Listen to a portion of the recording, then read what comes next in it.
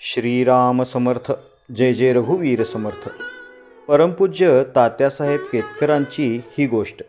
तात्यासाहेबांना 3 मुली आणि 1 मुलगा अशी अपत्य होती. सर्व मुलांची श्री महाराजांवर पूर्ण निष्ठा. पण तात्यासाहेबांचा एकच मुलगा जगला. एकदा गुरुपौर्णिमेचा उत्सव चालू असता तो आजारी पडला. घरी मंडळींची सारखी ये जा चालू होती. भजनाचा आणि नामस्मरणाचा सप्ताह चालू होता. सप्ताहाचे दिवस चालले असता मुलाच्या आजाराने उग्र स्वरूप धारण केले. डॉक्टर म्हणाले, श्री महाराजांची इच्छा असेल तरच मुलगा वाचणे शक्य आहे. तात्यासाहेबांना तर मुलाकडे बघण्यास वेळच नव्हता.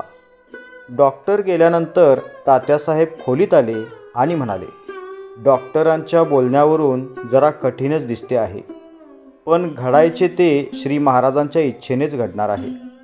तेव्हा काही कमी जास्त झाले तरी मला वाईट वाटायचे कारण नाही. तुम्हाला जरूर वाटली तरच मला हाक मारा.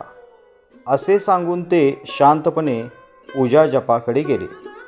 रात्री 12 नंतर आजाराला आपोआप उतार पडला आणि मुलगा शुद्धीवर आला. तात्यासाहेबांना गहीवरून आले. वृद्ध कंठाने ते मुलाला म्हणाले, बाळ, घाबरू नकोस. श्री महाराज आपल्या पाठीशी आहेत. नामस्मरण कर, म्हणजे श्री महाराजांना जास्त आवडेल. श्रीराम समर्थ. जय जय रघुवीर समर्थ.